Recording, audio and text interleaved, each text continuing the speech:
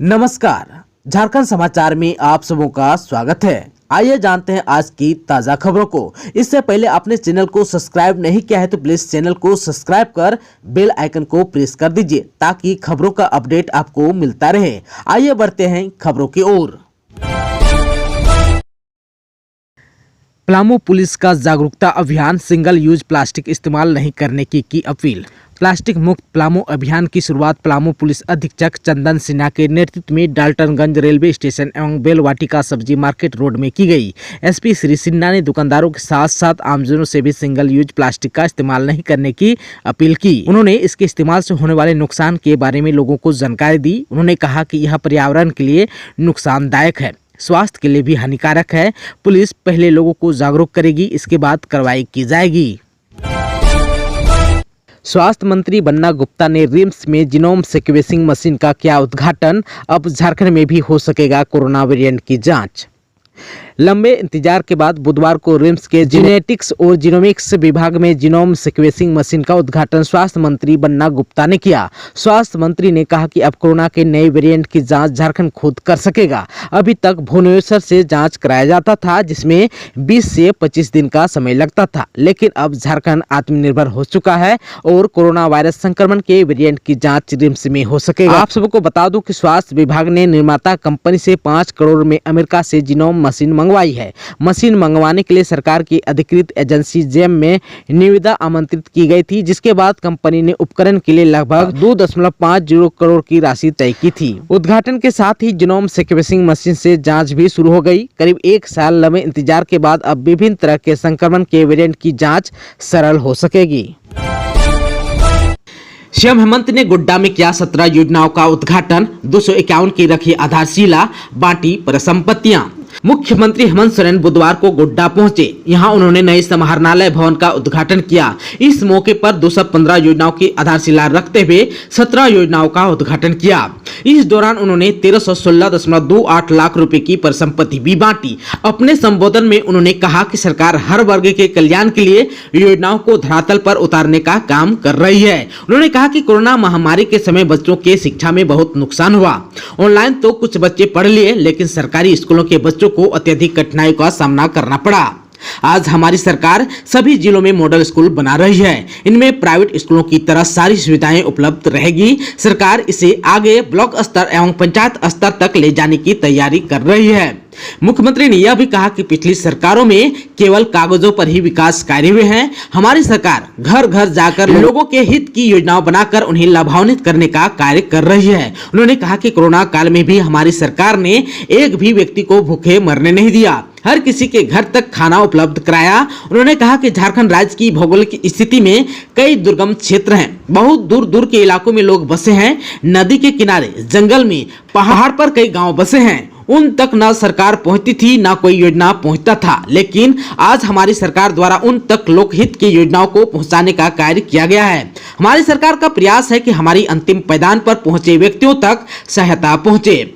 मुख्यमंत्री ने कहा कि 20 साल का रिकॉर्ड तोड़कर इस वर्ष जो है सरकार धान की अधिप्राप्ति किया है। हमारी सरकार इसे प्रोसेस कर लोगों तक चावल पहुंचाने के लिए काम कर रही है। इसके लिए सरकार ने राइस मिल को स्वीकृति प्रदान कर दिया है। उन्होंने कहा कि सरकार हर वर्ग और हर क्षेत्र के लोगों के लिए कार्य कर रही है। पहले जो है 1000 दिन से अधिक लगते थे किसी नौकरी की बहाली में, लेकिन आज हमारी सरकार 200 से 250 दिन के अंदर लोगों को नौकरी पर बहाल करने का काम किया है। पारा शिक्षकों के संघर्ष को खत्म कर सबों को उचित सम्मान दिलाया।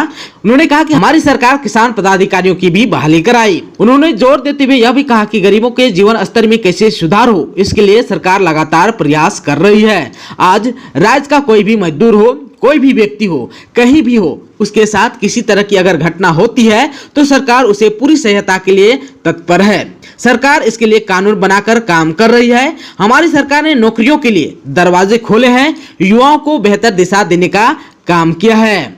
वहीं पर मुख्यमंत्री ने सहायक बहनों से कहा कि यह आपकी सरकार है, हम सब आपके हितों की रक्षा के लिए हैं। आपकी बात सरकार तक आ चुकी है। सरकार ने इस पर संज्ञान ले लिया है। जल्द से जल्द आपकी समस्याओं का समाधान होगा।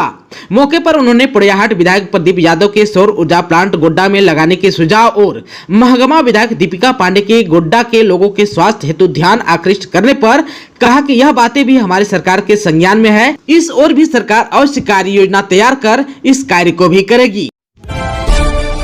झारखंड में 60,000 सोलर वाटर बेस्ड स्कीम बना। हर घर जल पहुंचाने की प्लानिंग करने वाला पहला राज्य झारखंड बना।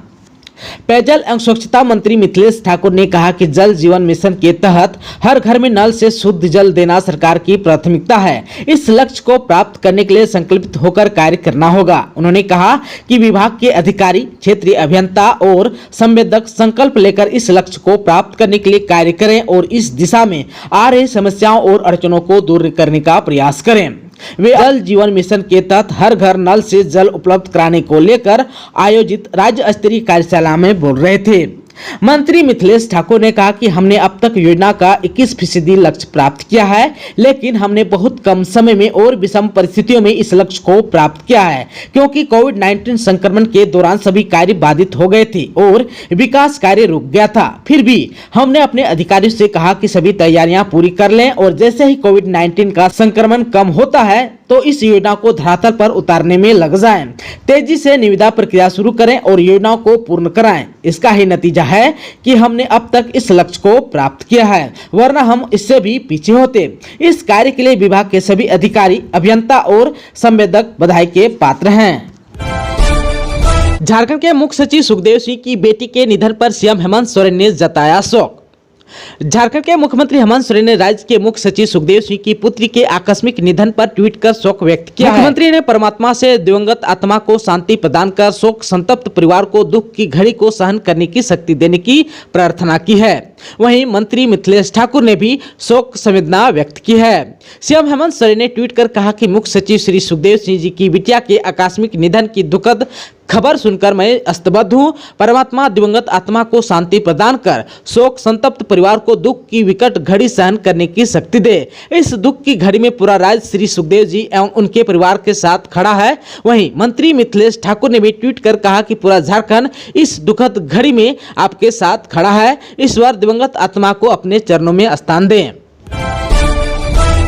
पीएम नरेंद्र मोदी का कांवड़ सॉन्ग से देवघर में स्वागत करेंगे गायक मनोज अजीत। व्यवसाय भी करेंगे वेलकम।